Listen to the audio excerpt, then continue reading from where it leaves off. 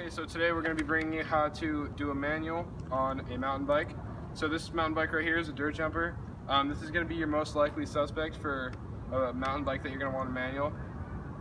You can do it on like a bigger bike. It's just going to be harder because like the geometry is designed for it pretty well, but like on a longer like downhill bike or cross-country bike where it's kind of designed to be going down or just be going on flat or uphill, it's going to be like a little more difficult because this is like, how would I say it? This bike's like designed to do tricks where those other ones are more designed for the different disciplines. So you're gonna have an easier time on this, but that doesn't mean you can't do it on another bike. So I've done this video for BMX, and it's basically the same kind of concept on this, except it's harder to get into it, but once you're in, it's a lot easier to stay stable because of the larger wheelbase. This is a 26. That's gonna be your typical dirt jumper. A BMX is gonna be a 20-inch wheel.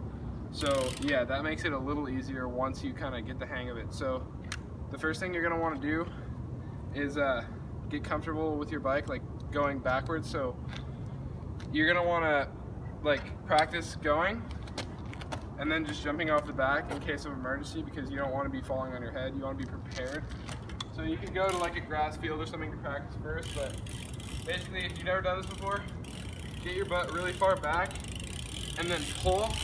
And then like that. So you'll see some people try and do it. They'll try and bring up their manuals like this, and it doesn't work because their weight's not in the right place. So you need your weight, your butt really far back over the back end, and then your knees bent pretty well to get into the manual. So yeah, once you can get it comfortably up and over without really like stressing, that's when you're gonna want to start to find the balance point. So I'd actually recommend that you learn wheelies first. I have another video for that. That was the one that Scott did. Got pretty popular, so check that one out. Unfortunately, he couldn't be here to do this how-to with me, but go check that one out if you want to know how to wheelie. So now that you've kind of learned the precursor, the first steps to doing a manual, let's just talk about what it is and the steps you're going to go through to actually do the trick. So a manual is just a wheelie, so you're just going to bring the front end up, but you're not pedaling. So that's the only difference really between a manual and a wheelie. Because a wheelie, they use pedal pressure to keep the front wheel up. On a manual, you just use your body weight and like positioning to keep the front end up. So first thing you're gonna want to do, if you have suspension like me on your bike, you're probably gonna want to do like a little push in and then pull back, because the suspension can give you a little bounce, a little kick to get your manual up. So after that, so you'll do your little kick, and then put your butt back really far, like pretty well behind the back wheel, the back seat, and then bend your knees. So once you do that, the angle on your knees, like bending your knees, is gonna give you the balance point. It's gonna give you the ability to adjust to move the manual up or down, depending on where you are in it. So that's really the basic thing. It's kind of just practice. So yeah, really, it's just practice and getting into the balance point with your knees bent and your butt over the back seat.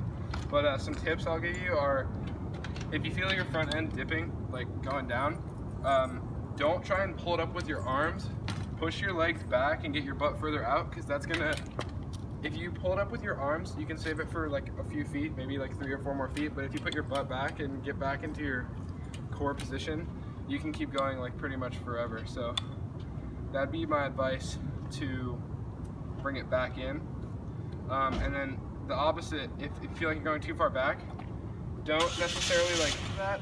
If you feel like you're gonna go too far back and you're gonna like have to jump off, instead of bringing like all your weight over the front with your chest and like your arms, what you want to do is kind of like bring it just with your butt, because that'll bring most of your weight forward and it should save it. You don't need to bring everything, because then you're just gonna come crashing down. Little movements will keep you upright, but the big like sudden movements are what's going to send you forward or back. So just keep that in mind. Like little adjustments are better for longer manuals.